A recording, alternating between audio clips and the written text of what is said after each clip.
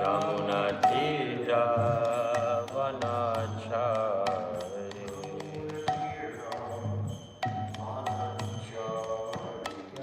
Yamunatira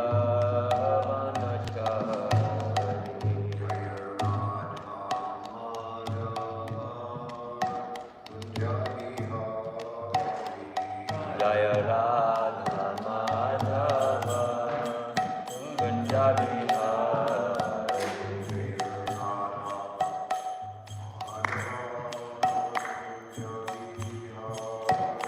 Jaya Radha Madhava Punjabi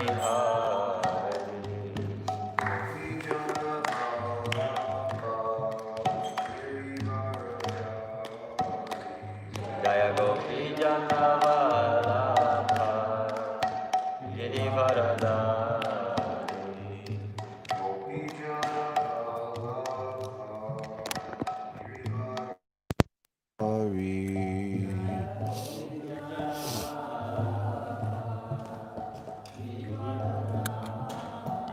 Shodhanandana Brajajana Ranjana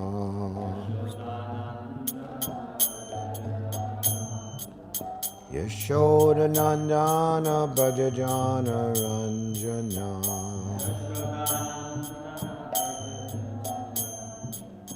Yamunatira Vanachari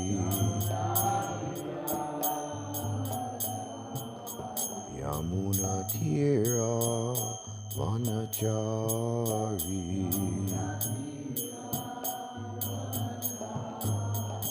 Jaya Radha Madhava Kunjabihari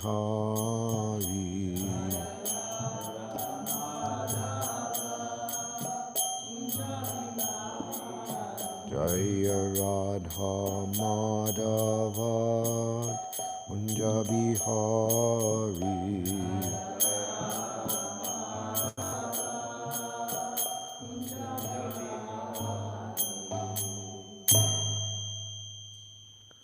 Jayom Vishnupad Paramahamsa Privajakacharya Astotar Tatashi Shrimad Nitya Leela Pravishnam His Divine Grace Shilabhai Charnar Vinda Bhaktivedanta Swami Maharaj Iskan's BBD Founder Acharya Jagadguru Padita Pavana Srila Prabhupada Ki Jai Shri Guru Parampara Ki Jai Amala Purana Paramahamsa Samhita Grantha Raja Śhrīmad-Bhāgavatam Ki Jai Shri Shri Radha Govinda Deva Ki Jai Nitai Gaur Premanandi Hari Bol. All glories to the assembled devotees, all glories to the assembled devotees, all glories to the assembled devotees, all glories to Shri Guru and Shri Gauranga, all glories to Srila Prabhupada. Hare Krishna.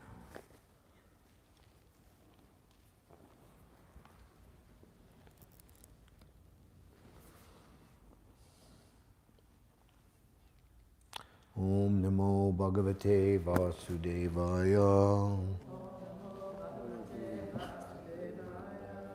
Om Namo Bhagavate Vasudevaya. Om Namo Bhagavate Vasudevaya. Śhrīmad-Bhāgavatam, Canto 2, Chapter 6, Purusha Shukta confirmed.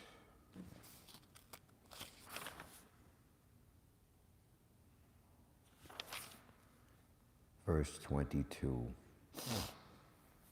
Yasmad Andam Virad Jagne Bhutendriya Gunatmaka Tad Javyam Atyagad Vishvam Gobi Surya Ivatapan Yasmad Andam Virad Jagne Bhutendriya Gunatmaka Tadravyam atyagad vishvam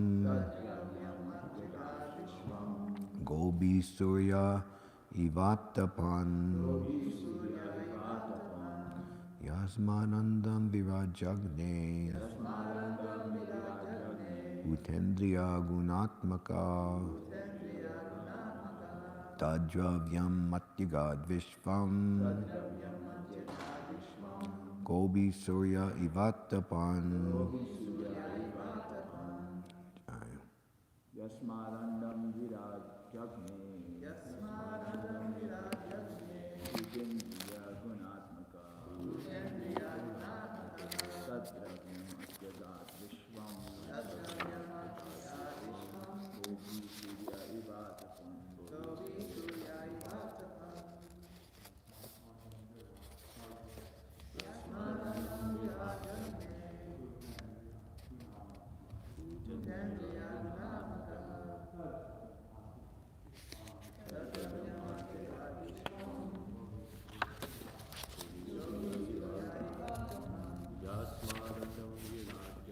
Yasmarandam Virajagne Utendriya Gunatmaka Tadravyam Atyagat Vishwam Gopi Surya Ivatapam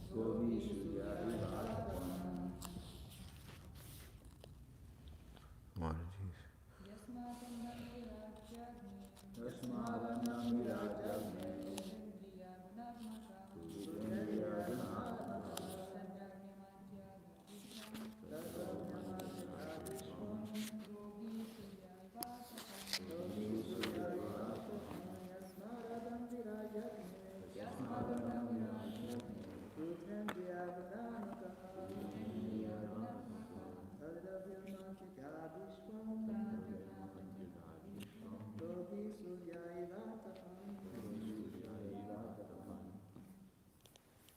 Yasman, from whom? Andam, the universal globes. Virat, and the gigantic universal form. Jagne, appeared. Bhuta, elements. Indriya, senses. Guna Atmaka, qualitative. Tatravyam, the universes and the universal form, etc. Atyagat, surpassed. Vishvam, all the universes. Gobi, by the rays. Surya, the sun. Eva, like.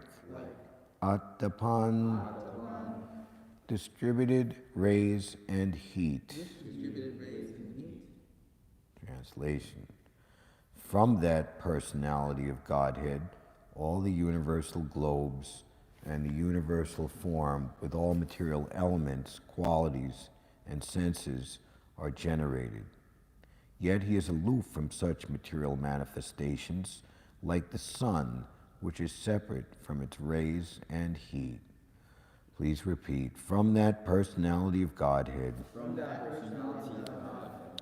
all the universal globes, and the universal form, with all material elements, qualities, and senses, are generated.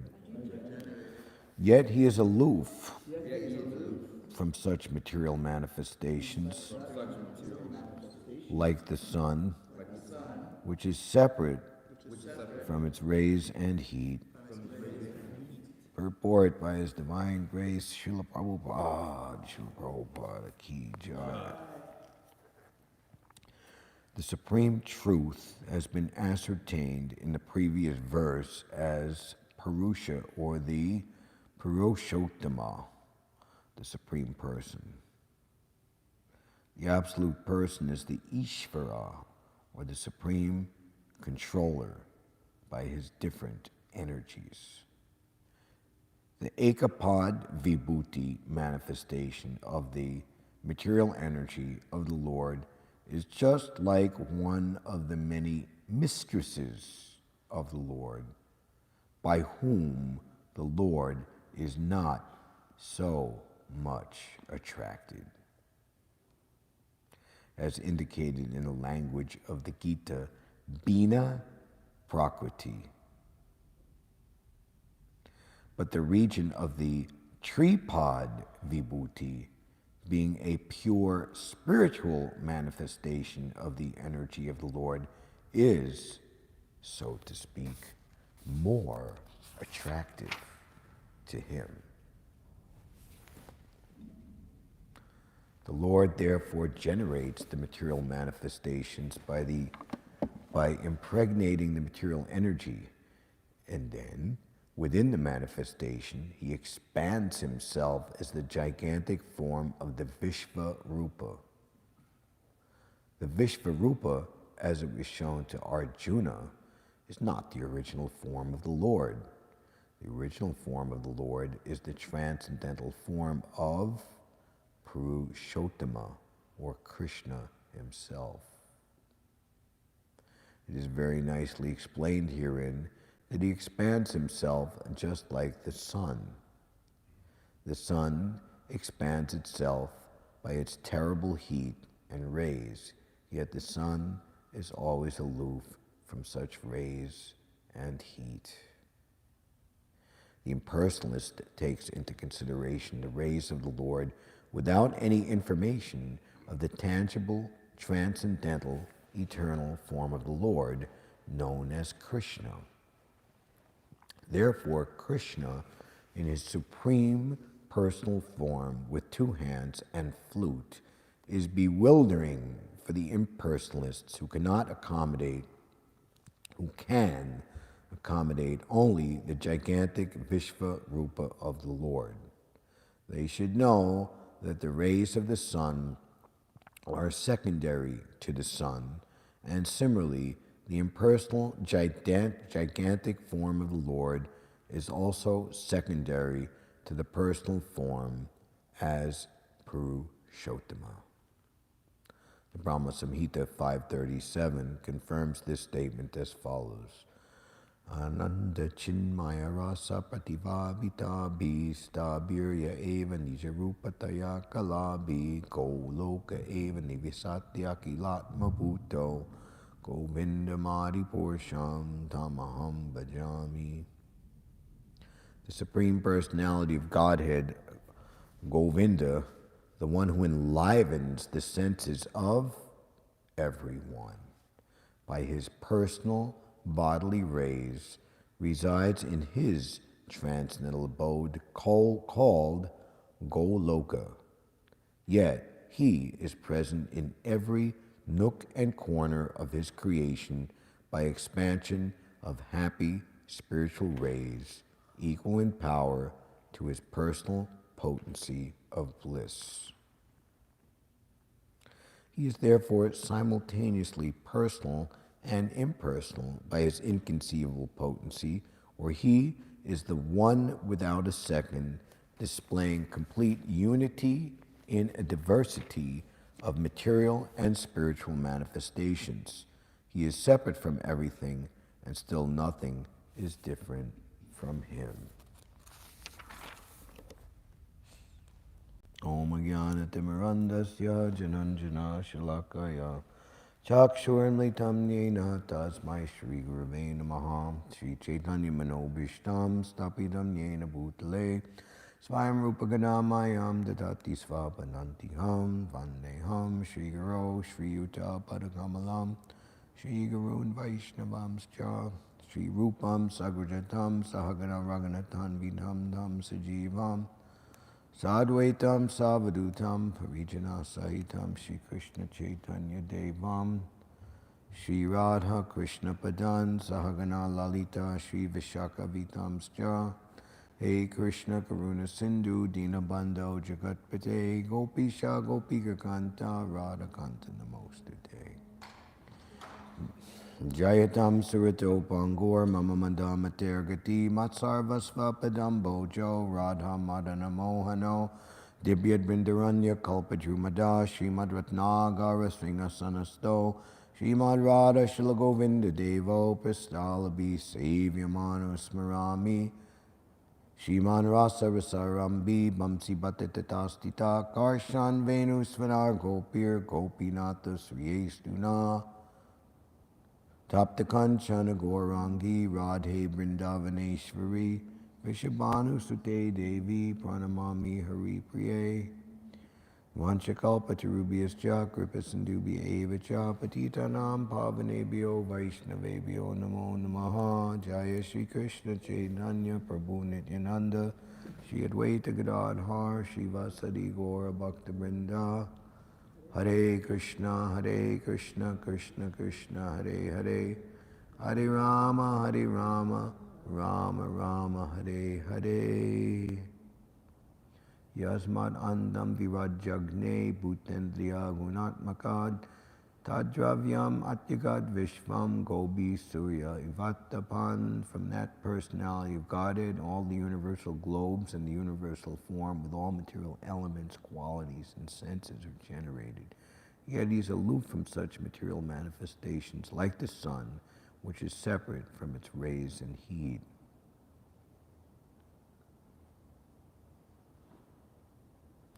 So this chapter, Purusha Shukta Confirmed, is illustrating very powerfully and soundly by Lord Brahma himself the supremacy of the Supreme Personality of Godhead.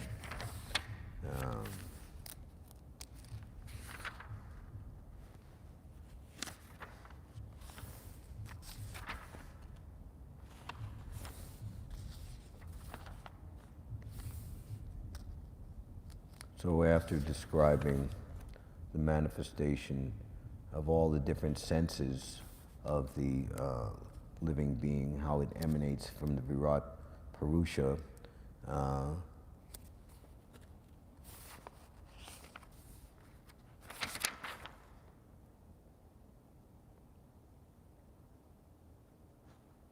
beginning in verse 12, Lord Brahma goes on to say,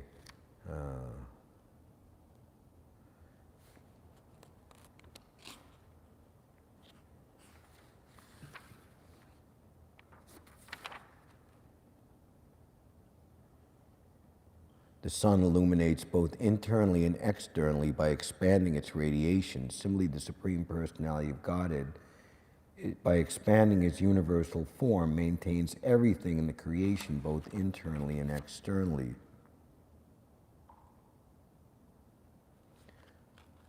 Then Lord Brahma is describing very clearly the difference between the material world, which is described as the Eka Bhuti, and the spiritual world, or Tripad Bhuti. The Supreme Lord is the controller of immortality and fearlessness, and he's transcendental to death and the fruit of actions in the material world. O Narada, O Brahmana, it is therefore difficult to measure the glories of the Supreme Person. The Lord is to be known as the supreme reservoir of all material opulences by the 1/4 of his energy. That's why it's called Ekad Vibhuti, in which all the living entities exist. Deathlessness, fearlessness, and freedom from the anxieties of old age and disease exist in the kingdom of God, which is beyond the 3 higher planetary systems, beyond the material coverings.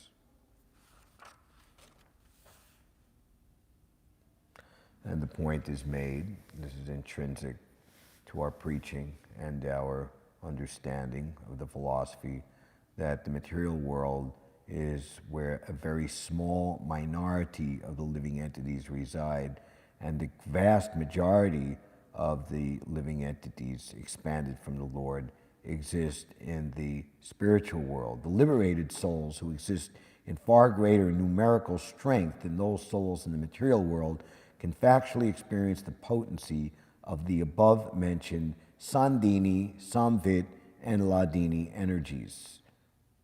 Existence, knowledge, and pleasure, eternality, knowledge, and bliss.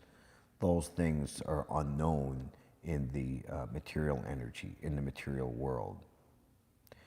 In the matter of deathlessness, fearlessness, and freedom from old age, disease, and death. In the material world, the planetary systems are arranged in 3 spheres, Svarga, Martya, and Patala, and all of them constitute only 1/4 of the total Sandhini energy. Beyond that is the spiritual sky, where the Vaikuntha planets exist beyond the coverings of 7 material strata. Even in the topmost planets, Tapaloka, Mahaloka, even Brahmaloka, there may be comparative extension of life, expansion of knowledge, and sense of full bliss, but factual deathlessness, fearlessness, and freedom from old age, diseases, etc., are possibly only beyond the material spheres of the covering of the material sky.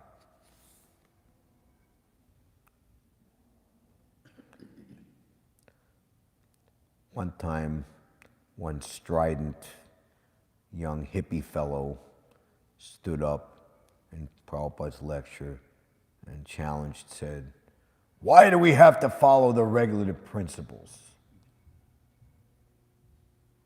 And Prabhupada was silent for a moment and then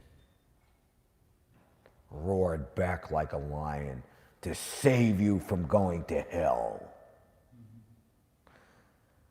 The spiritual world, which consists of 3/4 of the Lord's energy, is situated beyond this material world and is especially meant for those who will never be reborn.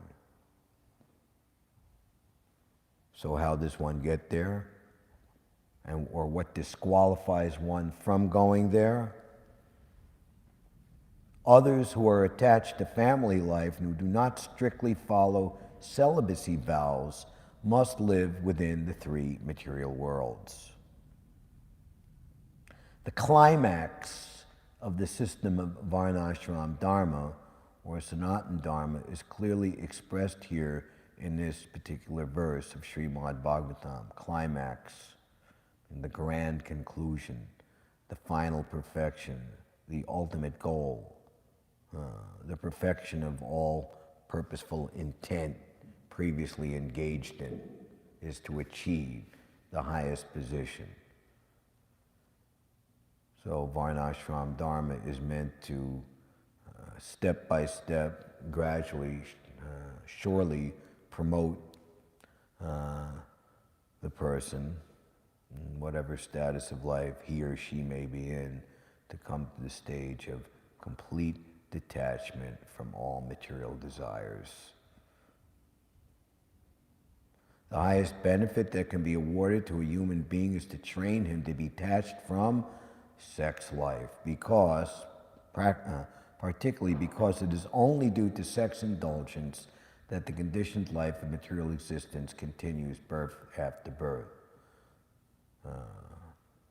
Identifying oneself, which one is not, Maya, that which is not, as this body is, because of being motivated ultimately by sex pleasure. Human civilization in which there is no control of sex life is a 4th-class civilization, because in such an atmosphere there is no liberation of the soul engaged in the material body.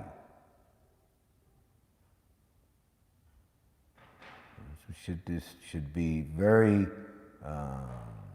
strongly understood and kept in view by all devotees throughout their entire life. Material desire means staying in the material world. Birth, death, old age, and disease are related to the material body, and they have nothing to do with the spirit soul.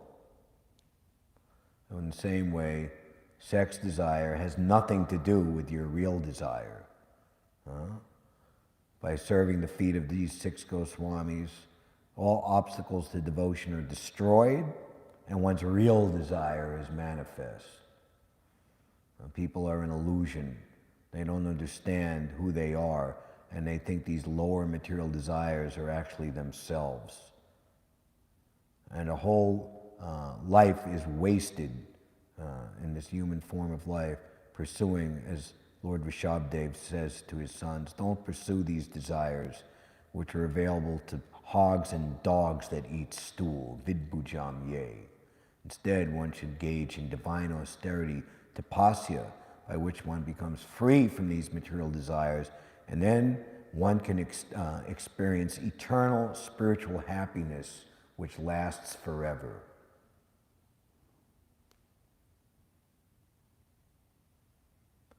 As long as the bodily attachment for sensual enjoyment is encouraged, the individual soul is forced to continue the repetition of birth and death on account of the material body, which is compared to garments subjected to the law of deterioration.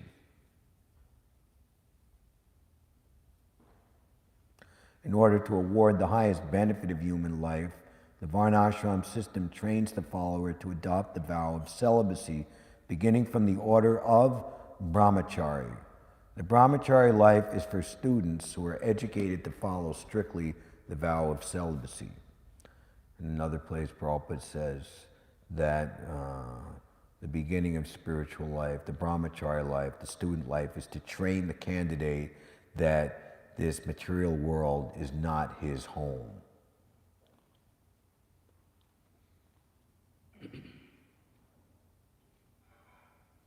Youngsters who have had no taste for sex life can easily follow the vow of celibacy, and once fixed in the principle of such a life, one can very easily continue to the highest perfectional stage, attaining the kingdom of the 3/4 energy of the Lord.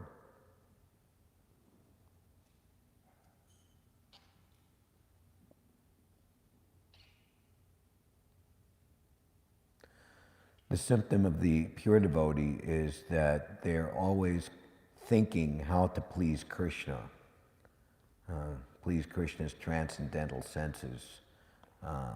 That single-pointed mentality automatically includes liberation and awards the devotee a spiritual body free from material desires.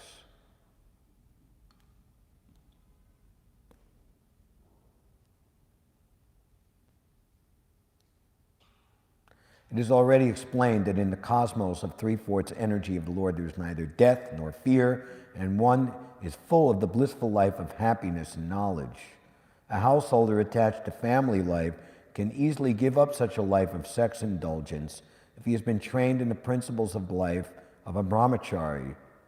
A householder is recommended to quit home at the end of 50 years and live a life in the forest. Dhruva Maharaj, my dear boy, go to Vrindavan, and there the Supreme Lord, who always lives there, will grant you his mercy. And Prabhupada writes, for one who has been frustrated in this material world, in material life, forest going is compulsory. To the Gaudiya Vaishnava, the best forest is Vrindavan, the forest of Vrindavaneshwari, Srimati Radharani. If one takes shelter of Vrindavan, in Vrindavan, under the lotus feet of Srimati Radharani, then all the problems of his life are solved very easily, without difficulty. And live a life in the forest, then being fully detached from family affection, you may accept the order of renunciation as a sannyasi, fully engaged in the service of the Lord. Any form of religious principles in which the followers are trained to pursue the vow of celibacy is good for the human being, and though that which doesn't is false religion, is nonsense.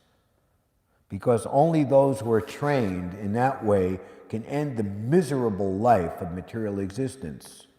The principles of nirvana, as recommended by Lord Buddha, are also meant for ending the miserable life of material existence, and this process in the highest degree is recommended here in the Śhrīmad-Bhāgavatam with clear perception of ideal perfection.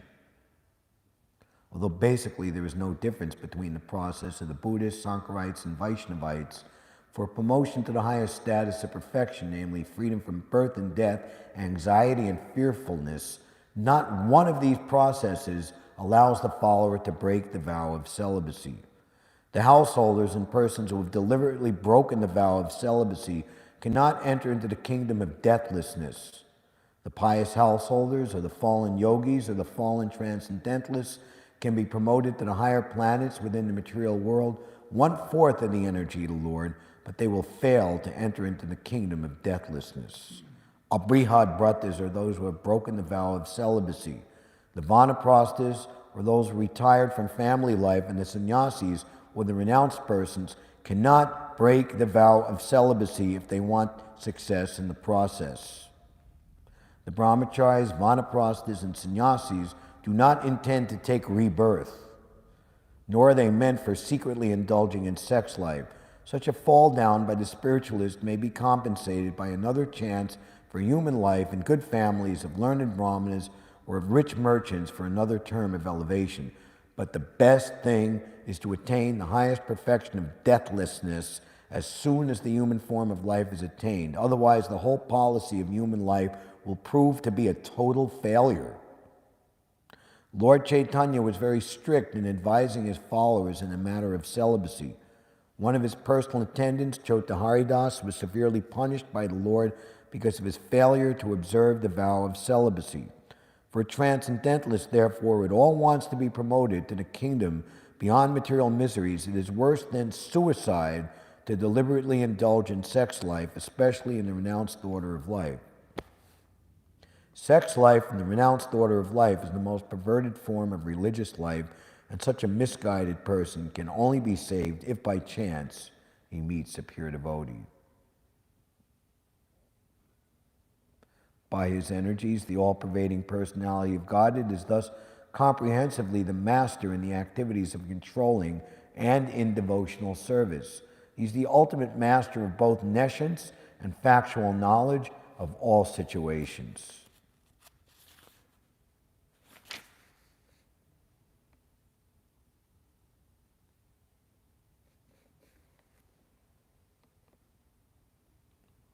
The Lord is the proprietor of the fields both of nescience and of cognition, and it remains the choice of the living entity to exist in either of the above regions.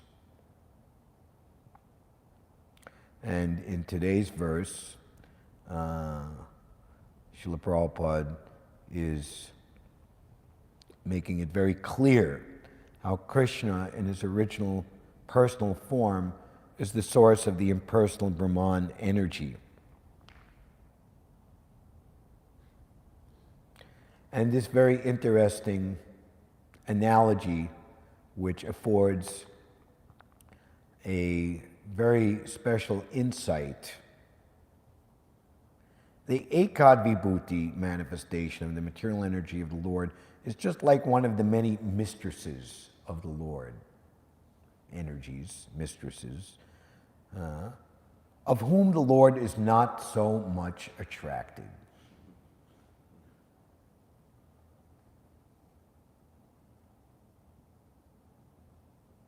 We see how Krishna consciousness is much more easy and pleasing to perform in close proximity to the Lord, in his temple, in his abode, and in association with his devotees.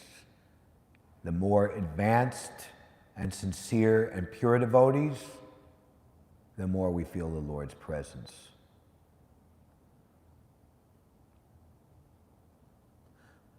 Same person doing our devotional service in a particular time and situation. Of course, we're going out to preach amongst the Asatsanga A Vaishnavachar. We're trying to turn the non-devotees back into devotees. We want to give them our association and not be affected or take their association. So in a place which is organized, administrated, jurisdictionized, if that's a word, by the non-devotees, folly to be wise where ignorance is bliss, hardly one man in 1,000 realizes this, then it's not so it could be more difficult, or it could be more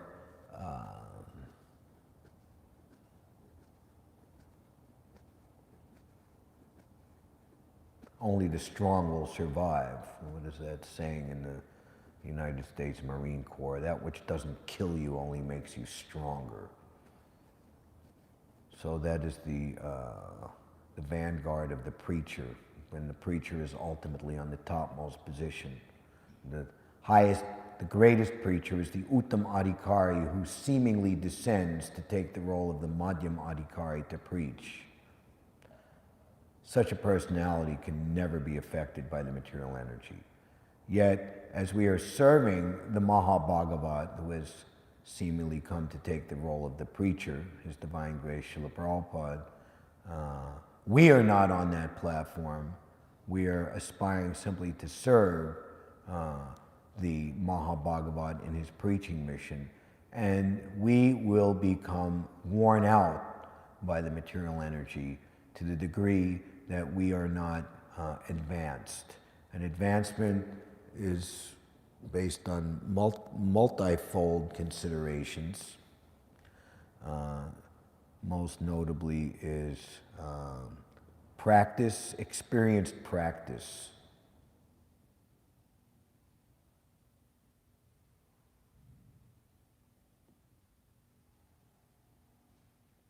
So,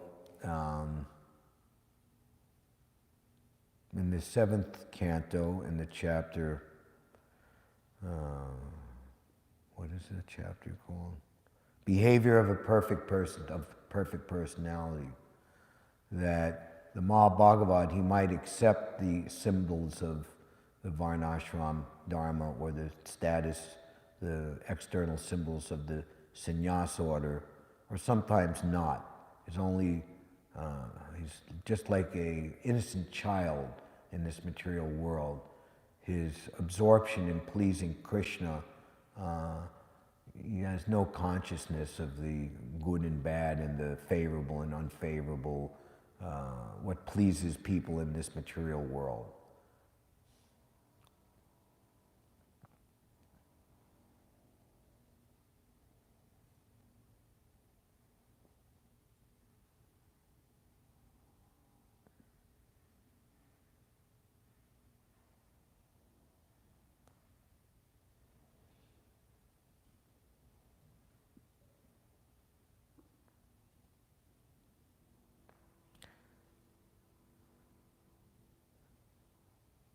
So Krishna is not so much available in where material people think it's worthwhile to be engaged in their materialistic activities.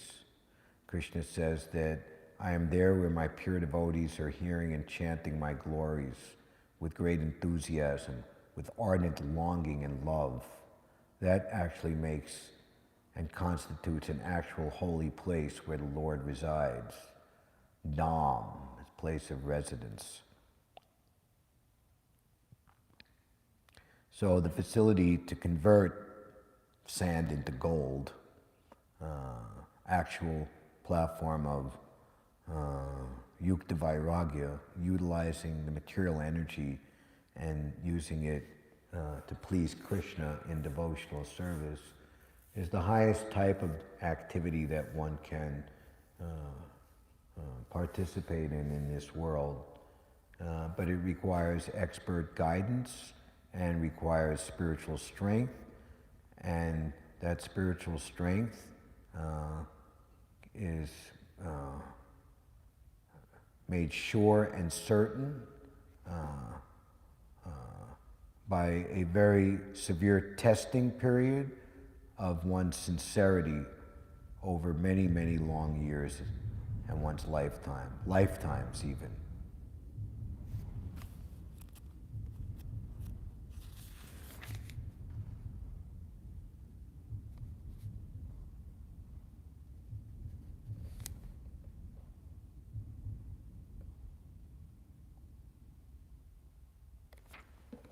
At the end of the 14th chapter of the Bhagavad Gita.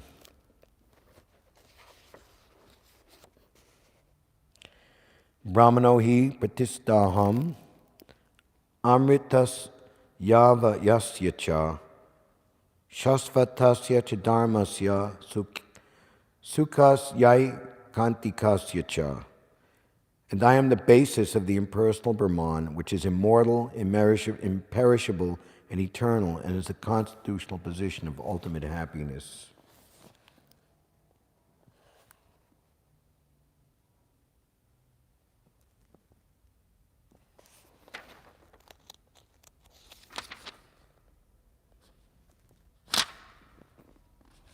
The constitution of Brahman is immortality, imperishability, eternity, and happiness.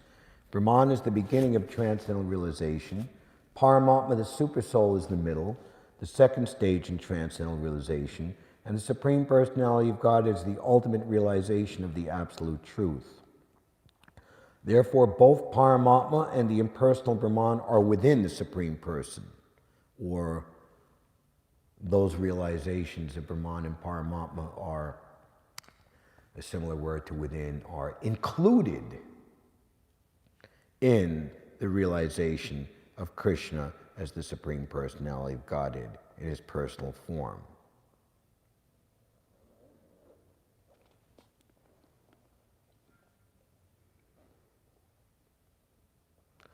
When a living entity is conditioned by this material nature, when he begins the cultivation of spiritual knowledge, he elevates himself from the position of material existence and gradually rises up to the Brahman conception of the Supreme. This attainment of the Brahman conception of life is the first stage in self-realization. At this stage, the Brahman realized person is transcendental to the material position, but he is not actually perfect in Brahman realization. If he wants, he can continue to stay in the Brahman position and then gradually rise up to Paramatma realization and enter the realization of the Supreme Personality of Godhead.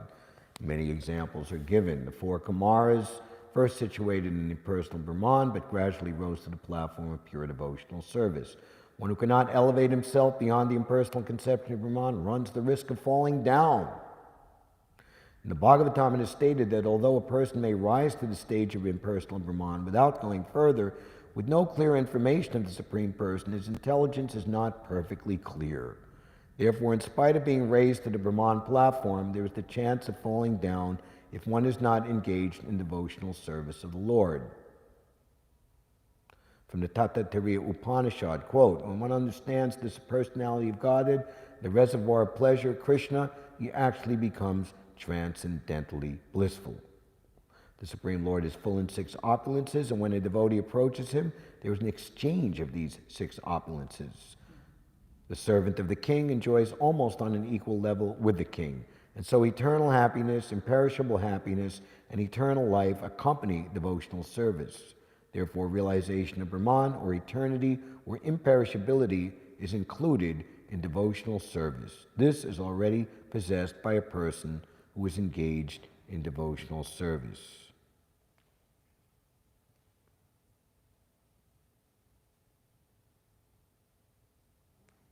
We have a natural desire to lord it over the material world, and due to this, we fall down.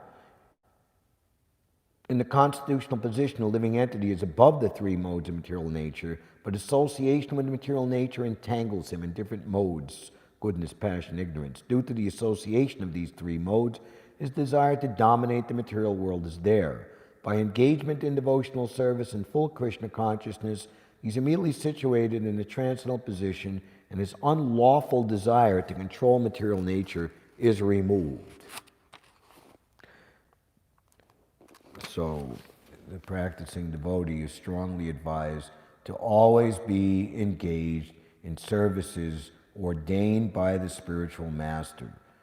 Services ordained by the spiritual master are services that are very pleasing to Krishna. And as we are engaging in those services, there is no question of being serving the material world and serving our backward and wayward and fallen material desires. Therefore, the process of devotional service, beginning with hearing, chanting, remembering The prescribed 9 methods for realizing devotional service should be practiced in the association of devotees. Gradually, by such association, by the influence of the spiritual master, one's material desire to dominate is removed, and one becomes firmly situated in the Lord's transcendental loving service.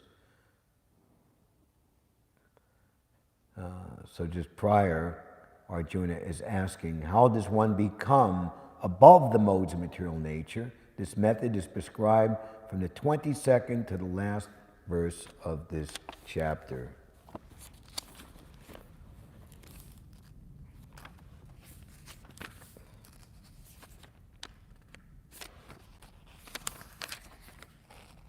One who does not hate illumination, attachment, and delusion when they are present, or long for them when they disappear, who is unwavering and undisturbed through all these reactions of the material qualities, remaining neutral and transcendental, knowing that the modes alone are active, who is situated in the self, and regards alike happiness and distress, who looks upon a lump of earth, a stone, a piece of gold, with an equal eye, who is equal toward the desirable and the undesirable, who is steady, situated equally well in praise and blame, honor and dishonor, who treats alike both friend and enemy, and who has renounced all material activities, such a person is said to have transcended the modes of nature. And this was the prelude to Mam Chayo Bhyacharena Bhakti Yogena Sevate Sagunan Samatityaitan Brahma Bhuyaya Kalpate.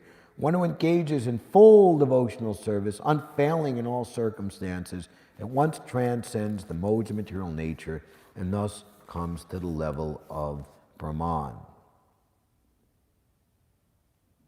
Devotional service to the Lord is very simple. One should always engage in the service of the Lord, should eat the remnants of foodstuff offered to the deity, smell the flowers offered to the lotus feet of the Lord, see the places where the Lord has his transcendental pastimes, read of his different activities of the Lord, his reciprocation of love with his devotees, chant always the transcendental vibration, Hare Krishna, Krishna Krishna, Hare Hare, Hare Rama, Rama Rama, Hare Hare. When Lord Krishna came back to Dwarka, the chapter returned to Dwarka in the first canto, volume 2,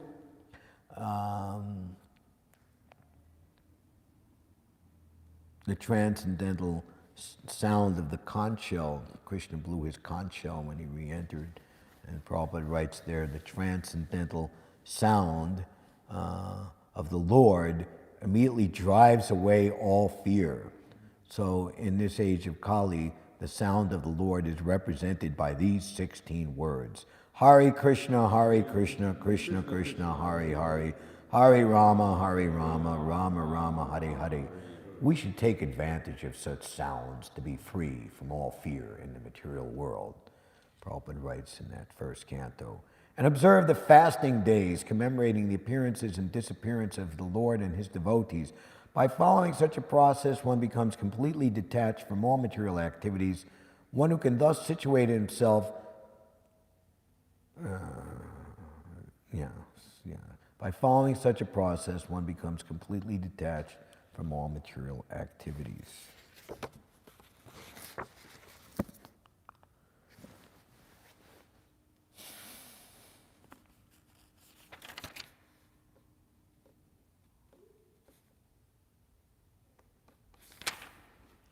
Yasmad andam virajagne bhutendriya gunatmaka tadravyam atyagad vishvam gobi surya ibatapan. From that personality of Godhead, all the universal globes and the universal form with all material elements, qualities, and senses are generated. Yet it is aloof from such material manifestations like the sun, which is separate from its rays and heat. Hare Krishna. Any questions or comments? All right.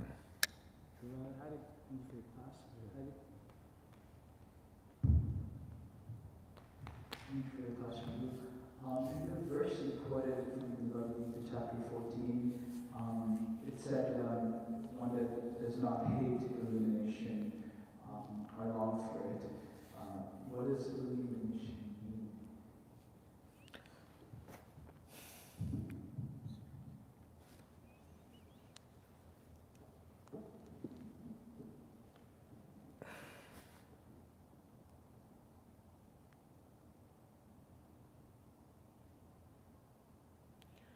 When in the mode of goodness, he's proud of his knowledge and the sense of superiority because he thinks he knows more than I know something you don't know. So,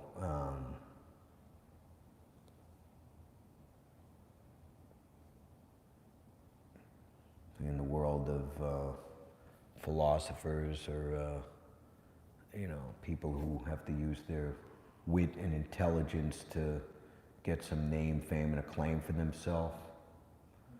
So if somebody else is given a little more pixie dust to woo the general public, and you just don't got it, because you don't got it, or you had it and you lost it. Oh, I would, or some new young whippersnapper comes up and is, you're out, because you're just old or something, and you're not with it because the modes of nature have changed, and the musical chair song, and somehow when it came to sit down, you didn't have a chair to sit on. You're out of the game, That's some realization of that. All right, you get two, and then we'll get. So this illumination is talking about... Huh? What? Illumination is talking about mode of goodness, not transcendence. Whatever Krishna gives you, whatever, it could be like I'm striving so hard, I'm getting up so early, and I'm really chanting sincere and this and that, but then your idea of what, your consciousness should be ends up to be something different. And Krishna's revealing that you had some less than perfect motive in mind. Or Krishna's teaching us patience. Krishna's teaching us a deeper lesson which we might not be immediately aware of right at that moment. So a symptom of the pure devotee is that whatever Krishna gives me in any given time, place, or circumstance is best for my own spiritual life. And even more important than that, or equal, is that the plan of the Lord and His will is supreme and best for everyone in all circumstances, and I'm just a little tiny particle of spirit soul. What do I have to, right do I have to claim or force Krishna to do something more for me than is outside of that overall plan? And that is the spiritual world where everyone is in perfect harmony, and Krishna is able to Anandavardhana, Premaniketana, Phula Sarajo Jakakami, increasing the ecstasy of his Vrindavan devotees all the time. So here, because we have material desires in mind, we're in constant friction and competition with each other. If one sees someone has something for his sense gratification and he doesn't have it, he becomes very sorry, So we have to practice wanting to exalt the other, give the other person, give the other devotee the facility to rise above, rise higher. There is no higher, like better, because in the spiritual world, all servants are equal. Even in the very, very transcendental contemplation of the gradation of the rasas, there was the ill-motivated, quote-unquote, Gopi Bhava Club in Los Angeles in 1976, I believe, and it was busted by Srila Prabhupada. And then one of the devotees was bringing up, but Srila Prabhupada, that they were making out that, the Madhurya Ras with the gopis is superior to the Vatsalya Ras of Mother Yashoda. So Mother Yashoda, they was like, is an inferior devotee to the gopis. And And Prabhupada was so heavy, he said, "For you, no difference." And you hear the memoir of Pradyumna, and he said, he was there at the time. "For you, no difference."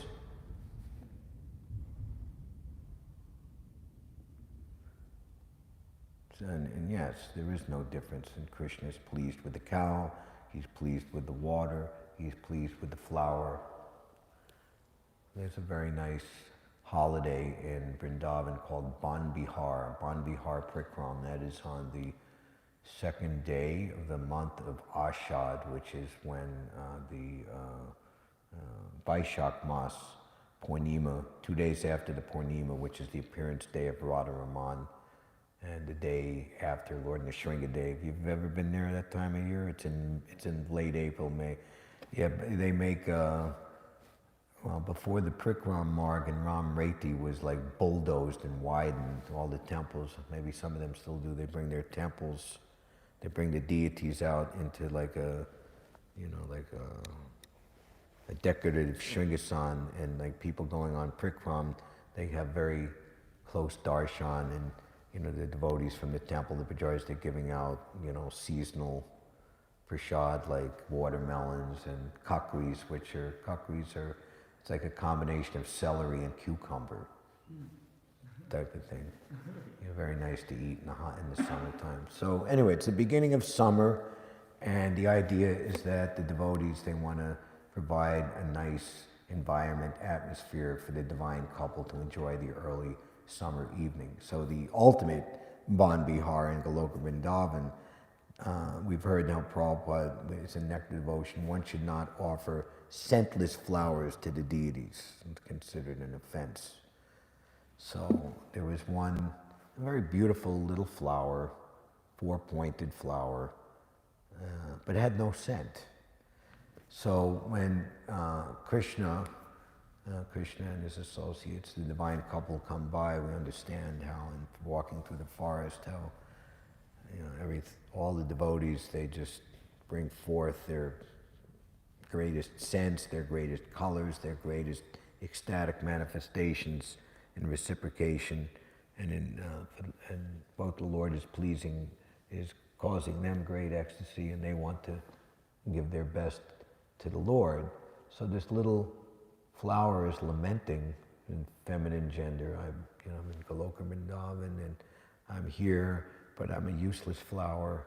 You know, my lot is so sad. I'm such a, you know, and lamenting that, well, I can perfect my life by throwing myself to the ground, and Krishna will step on me with his lotus feet. So thinking in that way and lamenting, and Krishna, because he knows what everyone is thinking, everyone's inner desire. So she timed it, the little flower just went, right? And so Krishna had to like forcibly stop his step from stepping on her, and he picked up the little flower from the ground and put it on the top of his crown. So the purport of this little story is that if one's mentality is in the right place, in this case, utter desperation, just whatever I have, no matter how faulty is my position, and it's not so difficult to come to realization of how faulty is our position in this material world, in this Kali Yuga, but just the very best that I possibly can give, even in the, you know, materially or, you know, arbitrarily calculated to be an inferior position. Krishna is so much attracted to that it actually, he personally puts us in the topmost position.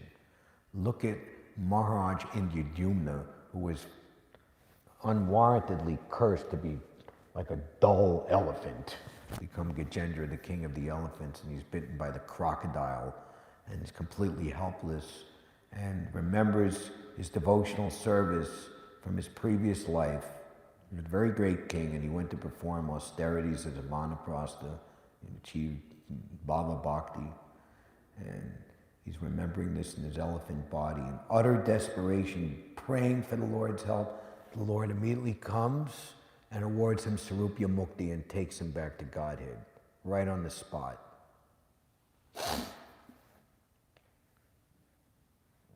So it's not so much what we do, but it's the mentality in which we do it. Okay, you got your quota, 2 questions. No, go on to Nanda Kirtan.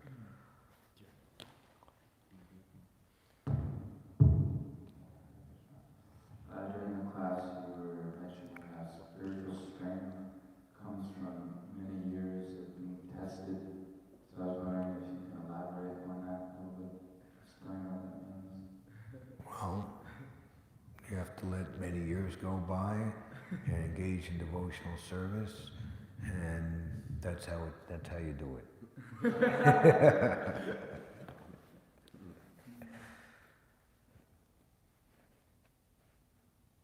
Prabhupada said, don't be surprised who leaves, be surprised who stays. You know, if you become conscious of me, you'll cross over all the obstacles of conditional life by my grace. So devotees, what is it? Established in sameness and equanimity.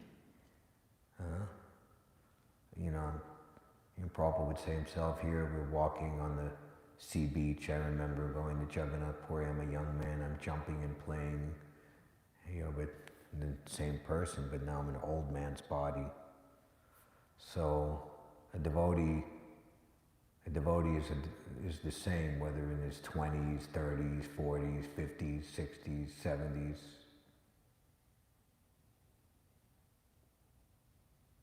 So, this one small little life, you know, just a few decades, just by remaining steadfast.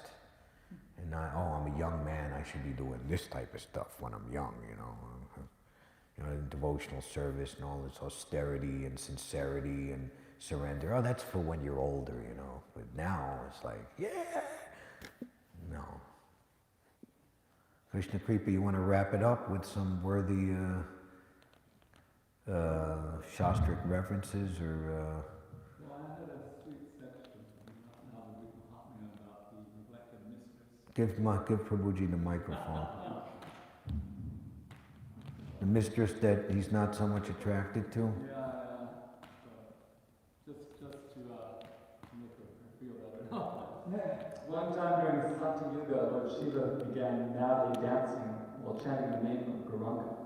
Parvati asked him, "Please tell me, who is Gauranga? I've seen your astonishing dance and hearing the name Gauranga. My heart is melting. All that I've heard in the way of mantra and tantra till now only leads to more entanglement from living entities. Your husband, please tell me something of this Gauranga. By worshipping him, will I receive actual life?" Hearing Parvati's words, Shiva meditated on Gauranga and said, "Unto you, who are the primordial energy, one portion of Sri Rāya, I will tell the crest jewel of all truths. Accepting the spiritual emotions of Sri Rāya, Krishna will descend in this Kali Yuga at Mayapur in the womb of Sachi. Lord Gauranga, intoxicated with pastimes of kirtan, will distribute the jewel of prema to everyone without discrimination. Whoever is not drowning in that flood of prema is most unfortunate. O Devi, just remembering the Lord's promise that he will come. I pass my life drowning in love of God. Being unable to control myself, I've given up my own city of Kashi. Within my home on the banks of the Ganges, I will live in a hut and worship Gauranga."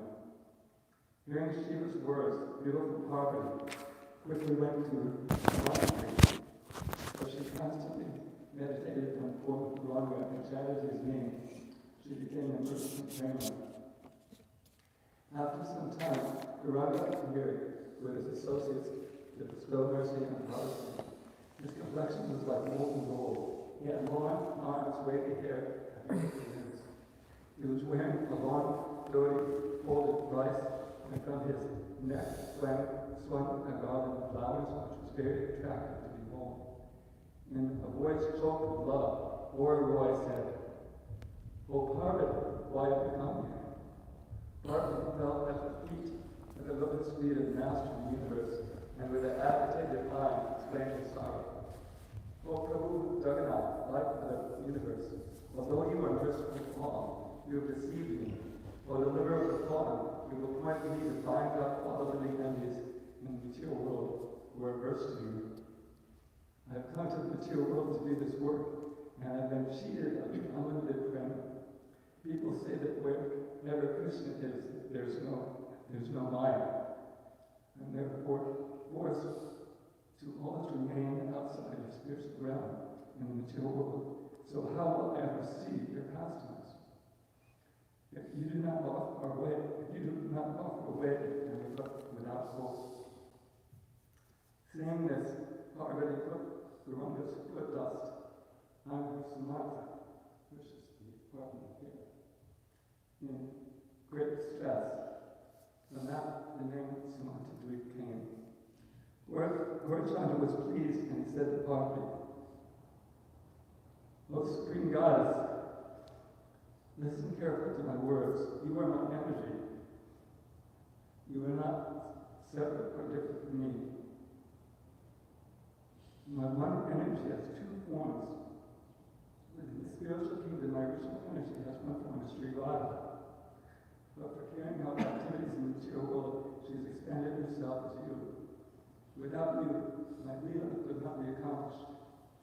For the form of Yoga Maya, you are necessary in my pastimes. In Braja, you are eternally present as Porn Nalsi, and in Navali, you are present as Prodamaya, along with Kshetrapala Shiva, guardian of the Dāsa. Saying this, Gauranga disappeared, and Parvati became overwhelmed with love. Parvati stays in one form as the goddess of Śhrīmad-Bhāgavatam, and another form as Prodamaya, the Maya. That's more additional knowledge about the neglected mistress.